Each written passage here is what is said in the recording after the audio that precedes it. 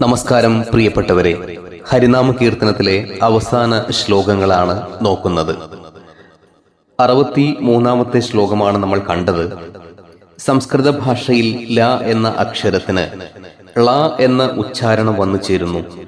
ഇതുപോലെ സത്യം വിചാരം ചെയ്തറിഞ്ഞാൽ പരമാത്മാവിന് വന്നു ചേർന്ന ഈ ജീവഭാവം ഇതുപോലെ മാത്രമേ കരുതേണ്ടതുള്ളൂ എന്നാണ് നമ്മൾ 63-ാമത്തെ ശ്ലോകത്തിൽ കണ്ടത്. എന്ന് പറഞ്ഞാൽ ജീവാത്മ പരമാത്മ ഭേദം ഇല്ല എന്നു തന്നെയാണ്. മനസ്സിനെ ഉപശമിപ്പിച്ച് സമാധിയിൽ മുഴുകുന്ന യോഗിക്ക് കാറ്റില്ലാത്തിടത്ത് കത്തുന്ന ദീപമെന്ന പോലെ നിശ്ചലമായി ആത്മാവ് പ്രകാശിക്കുന്നു എന്നാണ്. ഈ ആത്മപ്രകാശത്തെ കണ്ടറിയുക എന്നുള്ളതാണ് മനുഷ്യ ജീവിതത്തിന്റെ ലക്ഷ്യം എന്ന് പറയുന്നത്. സനാതനധർമ്മത്തിന്റെ എല്ലാ തരത്തിലുള്ള ഗ്രന്ഥങ്ങളും ഈ ആത്മതത്വത്തെയാണ് വിശകലനം ചെയ്യുന്നത്. ആ ആത്മതത്വത്തിലേക്ക് നമുക്ക് എങ്ങനെ എത്തിച്ചേരാം എന്നുള്ളതിനെ കുറിച്ചാണ് സനാതനധർമ്മം സമ്പൂർണമായി നമ്മളോട് പറഞ്ഞു തരുന്നത് എന്നാണ് നമുക്ക് ഇവിടെ മനസ്സിലാക്കാൻ കഴിയുക. 64-ാമത്തെ ശ്ലോകം നോക്കാം. ആത്മതത്വം തെളിയിച്ചെടുക്കാനുള്ള ഉപായമാണ് മന്ത്രസാധന എന്ന് നമ്മൾ കണ്ടു. ഈ ധ്വനിമയങ്ങളായ മന്ത്രങ്ങളെല്ലാം ബോധവസ്തുവിൽ നിന്ന് രൂപം കൊള്ളുന്നവയാണെന്ന് 45-ാമത്തെ പദ്യത്തിന്റെ വ്യാഖ്യാനത്തിൽ നാം കണ്ടതാണ്.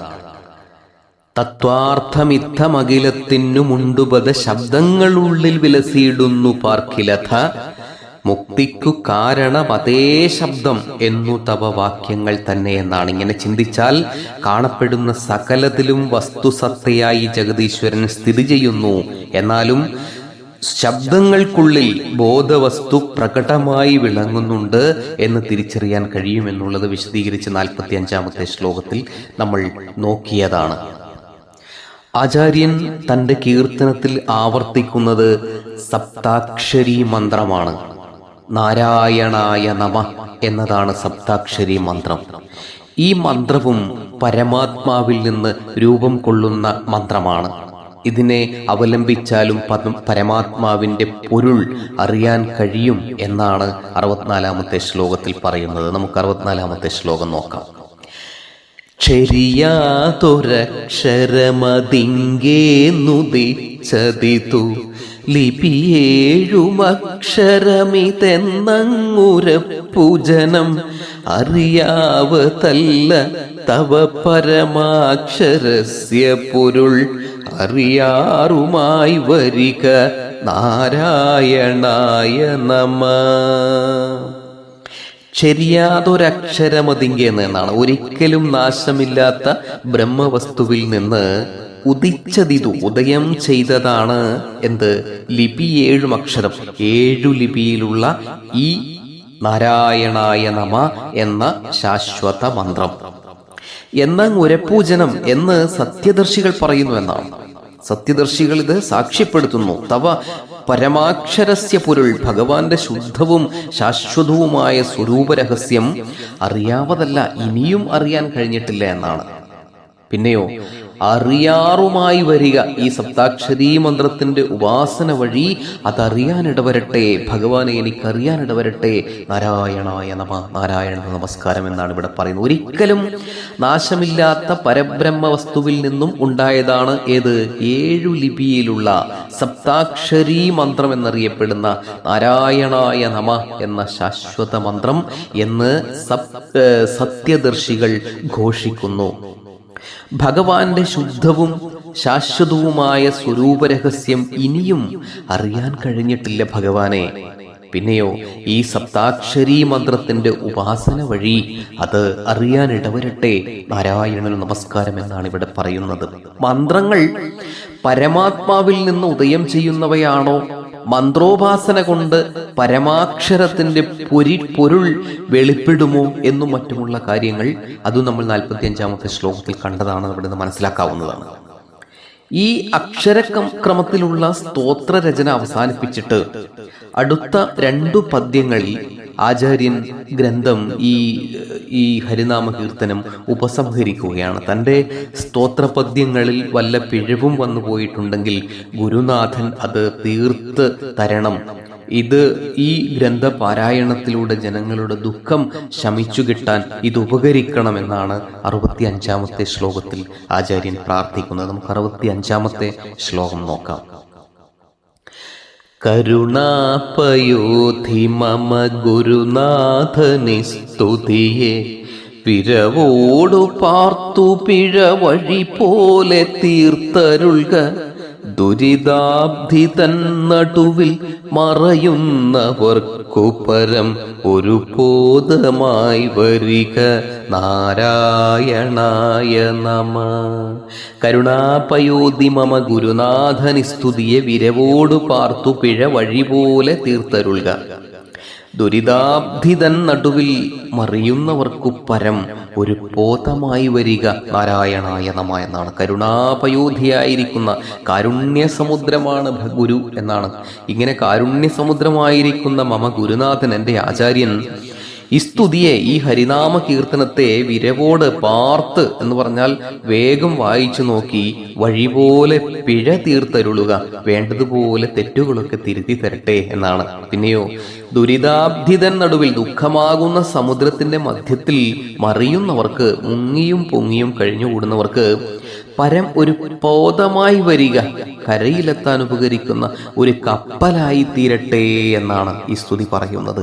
നാരായണായ നമ എന്നാണ് പറയുന്നത്. ഇവിടെ ദൈവദശകത്തിലും നാരായണ ഗുരുദേവൻ ദൈവമേ കാത്തുകൊൾകങ്ങു കൈവിടാതിങ്ങു ഞങ്ങളെ നാവികൻ നീ ഭവാബ്ദിക്കൊരാവി വൻ തോണി നിൻപദം എന്നാണ് ദൈവദശകത്തിൽ ഗുരുദേവൻ പറയുന്നത്.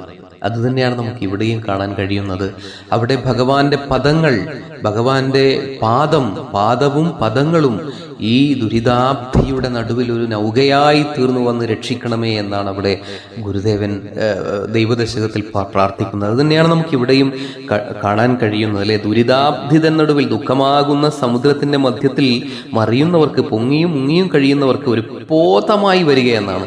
കരയിലെത്താൻ ഉപകരിക്കുന്ന ഒരു കപ്പലായി തീരണം എന്നാണ്. സമുദ്രത്തിന്റെ മധ്യത്തിൽ മുങ്ങിയും പൊങ്ങിയും കഴിഞ്ഞുകൂടുന്നവർക്ക് ഈ സ്തുതി, ഈ കീർത്തനം കരയ്ക്കെത്താൻ ഉപകരിക്കുന്ന ഒരു കപ്പലായി തീരട്ടെ എന്നാണ് പറയുന്നത്. മനുഷ്യന്റെ എല്ലാ തരത്തിലുള്ള ദുരിതങ്ങളും നീങ്ങുന്നതിനുള്ള ഒരു കപ്പലാണ് ഈ സ്തുതി, കപ്പലായി തീരണം ഈ സ്തുതി എന്നാണ് ആചാര്യൻ പറയുന്നത്. എന്ന് പറഞ്ഞാൽ എങ്ങനെയാണ് ഒരു കപ്പൽ എന്ന് പറയുന്നത്, ഈ സ്തുതി ഒരു കപ്പലായി തീരുക എന്ന് പറയുന്നത്? ഈ സ്തുതി ഒരു ജ്ഞാനത്തിന്റെ ദീപ്തിയാണ്, ജ്ഞാനത്തിന്റെ വലിയ ഒരു പ്രകാശ ഗോപുരമാണ്. ഈ അന്ധകാരത്തിന്റെ അജ്ഞതയുടെ കൂരിരുട്ടിലേക്ക്, അറിവില്ലായ്മയിലേക്ക് ഈ ഗ്രന്ഥം വലിയ ഒരു വെളിച്ചമായി കൊളുത്തിവെക്കുക എന്നുള്ളതാണ് ജീവിതത്തിന്റെ സകല ദുരിതങ്ങൾക്കുമുള്ള ശമന ഔഷധം എന്നാണ് ഇവിടെ ആചാര്യൻ പറയുന്നത്.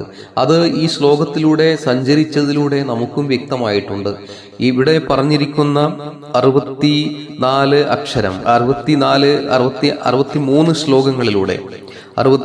ശ്ലോകങ്ങളിലൂടെ സഞ്ചരിക്കുന്ന സമയത്ത് നമുക്ക് കാണുവാൻ കഴിയുന്നത് നമ്മുടെ ഉള്ളിലുള്ള നിരവധിയായിട്ടുള്ള ചോദ്യങ്ങൾക്ക് ഉത്തരങ്ങളായിട്ടാണ് നമ്മൾ കാണുന്നത്. ആ ഉത്തരം എന്ന് പറയുന്നത് സനാതനമാണ്, സർവകാലികമാണ്, സർവലൗകികമാണ്, അതേസമയം വ്യക്തിനിഷ്ഠവും ആണ് എന്നതാണ് ഇതിൻ്റെ ഏറ്റവും വലിയ മഹത്വം എന്ന് പറയുന്നത്. അതുകൊണ്ട് മലയാളത്തിലുള്ള, ശുദ്ധ മലയാളത്തിലുള്ള ഈ ഹരിനാമ കീർത്തനത്തെ ഒരു സന്ധ്യാനാമം മാത്രമായി ചുരുക്കാതെ അത് പാനം ചെയ്യാൻ നമുക്ക് കഴിയണം. നാമം ചൊല്ലുന്നതോടൊപ്പം തന്നെ അതിൻ്റെ അർത്ഥം പൂർണ്ണമായി ഗ്രഹിക്കുകയും ആ അർത്ഥത്തെ മനസ്സിലാക്കി ഉൾക്കൊണ്ട് അറിവ് സ്വായത്തമാക്കാനും നമുക്ക് കഴിയണം. ആത്മബോധം, തൻ്റെ ഉള്ളിലുള്ള ആത്മ അംശത്തെ കണ്ടെത്തുക എന്നതാണ് ജീവിതത്തിൻ്റെ പരമമായ ലക്ഷ്യം എന്നും ആ ലക്ഷ്യം എങ്ങനെ സാക്ഷാത്കരിക്കാം എന്നും ആണ് ഈ ഗ്രന്ഥം സവിസ്തരം നമ്മോട് പറയുന്നത്. അതുകൊണ്ട് ഇത് കാണാപ്പാടും പഠിച്ച് സന്ധ്യക്ക് ജപിക്കേണ്ടുന്ന ഒരു ശ്ലോകമല്ല, ഒരു സ്തോത്രമാലയല്ല എന്ന് നമ്മൾ പ്രത്യേകം മനസ്സിലാക്കുക. സന്ധ്യക്ക് ജപിച്ചാൽ അത് പുണ്യം തന്നെ, 100% പുണ്യം തന്നെ. പക്ഷേ ഇതൊരു മാനിഫെസ്റ്റോ ആണ്, ഒരു ജീവിത ദർശനമാണ്. ഭാരതീയ ജീവിതത്തിൻ്റെ ദർശനം എങ്ങനെ പ്രയോഗതലത്തിൽ കൊണ്ടുവരാം എന്നുള്ളതിനെ കുറിച്ചാണ് ഇവിടെ സവിസ്തരം പറയുന്നത്. എന്താണ് ഒരു ഭാരതീയ ജീവന്റെ ലക്ഷ്യം എന്ന് പറയുന്നത്, എന്താണ് ഈ ഭാരതഭൂമിയുടെ പ്രാധാന്യം എന്ന് പറയുന്നത്, എന്താണ് ഭാരതത്തിലെ ഋഷീശ്വരന്മാർ ലോകത്തിന് കാണിച്ചു കൊടുത്തിരിക്കുന്നത് എന്നുള്ളതിനെ കുറിച്ചാണ് ഈ ഗ്രന്ഥം സവിസ്തരം പറയുന്നത്. അതുകൊണ്ട് അത് പഠിക്കുക എന്ന് പറയുന്നത്, ഹരിനാമകീർത്തനം പഠിക്കുക എന്ന് പറയുന്നത് എല്ലാ ഗ്രന്ഥങ്ങളും പഠിച്ചതിന് തുല്യമായി തീരും എന്ന് തന്നെയാണ് ഇവിടെ പറയുന്നത്. ഈ പരമപുരുഷാർത്ഥത്തെ പ്രാപിക്കുകയാണ് ജീവന്റെ ലക്ഷ്യമെങ്കിൽ അതിനുള്ള വഴി ഏതാണ് എന്ന് വ്യക്തമായി പറഞ്ഞു തരികയാണ് ഈ കീർത്തനം ചെയ്യുന്നത്. സാധകന്മാർക്ക് ഈ എല്ലാ തരത്തിലുള്ള സർവസംഘ പരിത്യാഗം അനുഷ്ഠിച്ച് സാധനാമാർഗത്തിലൂടെ ചരിക്കുന്നവർക്ക് ആ വഴിയിലൂടെ ഈശ്വരനിൽ എത്തിച്ചേരാം എന്നത് എങ്ങനെയാണ് എന്നിത് കാണിച്ചു തരുമ്പോൾ തന്നെ നമ്മെപ്പോലുള്ള ലൗകികന്മാർക്ക് എങ്ങനെ ഈശ്വരങ്കിലേക്ക് അടുക്കാം എന്നുള്ളതിനെ കുറിച്ചും വ്യക്തവുമായി തന്നെ പറഞ്ഞു തരുന്ന അമൂല്യമായ ഒരു കൃതിയാണ്, അമൂല്യമായ ഒരു ഗ്രന്ഥമാണ് ഹരിനാമ കീർത്തനം എന്നാണ് ഇവിടെ പറയുന്നത്. അത് തന്നെയാണ് അവസാനം ആചാര്യൻ പറയുന്നത്. ഈ ദുരിതാബ്ധിയിൽ, ഈ ദുഃഖമാകുന്ന സമുദ്രത്തിൽ, ഇന്നത്തെ കാലത്ത് പ്രത്യേകിച്ചും എല്ലാ തരത്തിലുള്ള സൗകര്യങ്ങളും ഉണ്ടെങ്കിലും മനുഷ്യനെ ഏതോ ഒരു തരത്തിലുള്ള ചിത്തമലം ബാധിച്ചിരിക്കുകയാണ്, ചിന്തകളിൽ കാഗോളം ബാധിച്ചിരിക്കുകയാണ്. സുഖസൗകര്യങ്ങളുടെ നടുവിൽ കിടന്നുറങ്ങുന്ന സമയത്തും അസംതൃപ്തിയുടെ ഈ ഒരു മുള്ളാണിയിൽ ഇരിക്കുന്ന അവസ്ഥയിലാണ്, അസംതൃപ്തിയുടെ മുള്ളാണിപ്പലകയിലിരിക്കുന്ന അവസ്ഥയിലാണ്. ആ അസംതൃപ്തിയുടെ മുള്ളാണിപ്പലകയിൽ ഇരുന്നു കൊണ്ട് ജ്ഞാനത്തിന്റെ ആവണപ്പലക നമുക്ക് കാണിച്ചു തരികയാണ് ആചാര്യൻ ഹരിനാമ കീർത്തനത്തിലൂടെ ചെയ്യുന്നത്. അതൊക്കെ നമുക്കുണ്ട്. എത്രയോ വർഷങ്ങൾക്ക് മുൻപുള്ള ഇത്തരം കൃതികളൊക്കെ നമുക്ക് മുന്നിലുണ്ട്. പക്ഷേ ഇതിനെയൊക്കെ നമ്മൾ എങ്ങനെ സമീപിക്കുന്നു എന്നുള്ളതിലാണ് പ്രശ്നം നിൽക്കുന്നത്. വേണ്ട രീതിയിൽ പഠിക്കുന്നുണ്ടോ? അറിവ് സ്വായത്തമാക്കുന്നുണ്ടോ? നാം സ്വയം തിരിച്ചറിയാനുള്ള ശ്രമം നടത്തുന്നുണ്ടോ? നാം സത്യത്തിന്റെ മാർഗത്തിലേക്ക് കൂടി ചരിക്കാൻ ശ്രമിക്കുന്നുണ്ടോ? നാം ധർമ്മത്തിന്റെ മാർഗത്തിലേക്ക് കൂടി ചരിക്കാൻ ശ്രമിക്കുന്നുണ്ടോ? ഓരോ ദിവസവും നമ്മൾ നമ്മളോട് തന്നെ ചോദിക്കുമ്പോൾ നമ്മുടെ ഉള്ളിലുള്ള സത്യം, ദയ, നീതി, ധർമ്മബോധം, ഈശ്വര ആഭിമുഖ്യം, ഇതൊക്കെ എത്രത്തോളം എൻ്റെ ഹൃദയത്തിൽ വളർന്നിട്ടുണ്ട് എന്നുള്ളതിനെ കുറിച്ച് ചിന്തിക്കുന്നുണ്ടോ? ഇതൊക്കെ വളർന്നിട്ടുണ്ടെങ്കിൽ മാത്രമേ നമ്മുടെ ഉള്ളിൽ മാനുഷ്യകമുള്ളൂ എന്ന് നിസ്സംശയം പറയാൻ പ്രേരിപ്പിക്കുന്ന ഗ്രന്ഥമാണ് ഹരിനാമ കീർത്തനം. അതാണ് ഈ സമുദ്രത്തിന്റെ ദുഃഖമാകുന്ന സമുദ്രത്തിന്റെ മധ്യത്തിൽ കരകാണാതെ മുങ്ങിയും പൊങ്ങിയും കഴിഞ്ഞുകൂടുന്നവർക്ക് ഈ സ്തുതി കരയ്ക്കെത്താൻ ഉപകരിക്കുന്ന ഒരു കപ്പലായി തീരട്ടെ എന്നാണ്. ദുരിതാബ്ദി തന്നടുവിൽ മറിയുന്നവർക്കു പരം ഒരു ബോധമായി വരിക നാരായണായ നമഃ എന്നാണ്. ഈശ്വര സ്തുതിപരമായ ഈ സ്തോത്രം രചിച്ച തനിക്കും വായിക്കുന്ന ഭക്തജനങ്ങൾക്കും ഇതുപോലെ ഒരേപോലെ മോക്ഷമാർഗം കാട്ടി അനുഗ്രഹിക്കുന്ന ഫലശ്രുതിയാണ് ഒടുവിലത്തെ ശ്ലോകത്തിൽ നമ്മൾ കാണുന്നത്. 66 ശ്ലോകങ്ങളാണ് ഹരിനാമ കീർത്തനത്തിലുള്ളത്. നമ്മളിവിടെ 66ാമത്തെ ശ്ലോകമാണ് ഇനി നോക്കാൻ പോകുന്നത്. മതമത്സരാദികൾ മനസ്സിൽ തൊടാതെ ജനമിതു കൊണ്ടു വാഴ്ത്തുക നമുക്കും ഗതിക്കു വഴി. ഇതു കേൾക്കത്താൻ ഇതൊരു മൊഴി താൻ പഠിപ്പവനും പതിയാഭവാംബുദിയിൽ നാരായണായ നമ. മതമത്സരാദികൾ മനസ്സിൽ തൊടാതെ ജനം ഇതുകൊണ്ടു വാഴ്ത്തുക നമുക്കും ഗതിക്കു വഴി.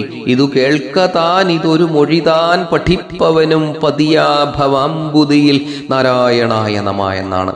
മതമത്സരാദികൾ മനസ്സിൽ തൊടാതെ മതം, മത്സരം തുടങ്ങിയ ദോഷങ്ങൾ ഉള്ളിൽ നിന്നും അകറ്റാൻ ഈ ലോകം കീർത്തനം പാടി ഭഗവാനെ വാഴ്ത്തട്ടെ എന്നാണ്. പിന്നെയോ നമുക്കും അത് മോക്ഷമാർഗം തെളിയിക്കും. ഈ സ്തുതി ചൊല്ലിക്കേൾക്കുകയോ ഇതിലെ ഒരു പദ്യമെങ്കിലും കാണാതെ പഠിക്കുകയോ ചെയ്യുന്നവനും സംസാര സമുദ്രത്തിൽ മുങ്ങി ദുഃഖിക്കേണ്ടി വരികയില്ല എന്നുള്ളതാണ്. ഈ സ്തുതി വെറുതെ കേൾക്കാനുള്ളതോ ചൊല്ലാനുള്ളതോ അല്ല. ഇത് കേൾക്കുകയോ ചൊല്ലുകയോ ചെയ്യുന്ന സമയത്ത് നമ്മുടെ ഉള്ളിലുണ്ടാകുന്ന രാസപ്രവർത്തനങ്ങൾ ചിന്തയെ ഉദ്ദീപിപ്പിക്കും, ആത്മാവിനെ അറിവിന്റെ തലത്തിലേക്ക് വളർത്തും എന്നുള്ളതാണ്. അതാണ് ഈ പറയുന്നതിന്റെ സാരം. എന്താണ്? ഇത് കാണാതെ പഠിക്കുകയോ ഇതൊരു പദ്യമെങ്കിലും ചൊല്ലിക്കേൾക്കുകയോ ചെയ്യുന്നവന് സംസാര സമുദ്രത്തിൽ മുങ്ങിത്താഴേണ്ടുന്ന ഗതി വരികയില്ല എന്നാണ് പറയുന്നത്. അല്ലയോ നാരായണ, അങ്ങേക്ക് നമസ്കാരം എന്നാണ്.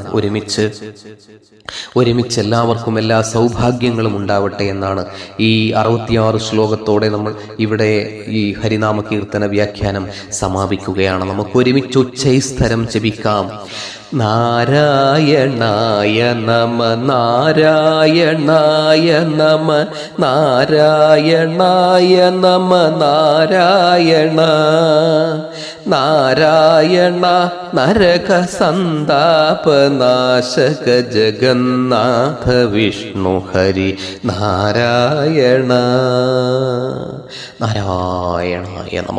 തുഞ്ചത്താചാര്യന്റെ പാദങ്ങളിൽ 1000 പ്രണാമങ്ങൾ അർപ്പിച്ചുകൊണ്ട് ആ പാദങ്ങളിൽ സാഷ്ടാംഗ നമസ്കാരം നടത്തിക്കൊണ്ട് ഈ ഹരിനാമ കീർത്തനത്തിന്റെ അവസാന 66-ാമത്തെ ശ്ലോകഭാഗവും ഇവിടെ സമാപനം കുറിക്കുന്നു.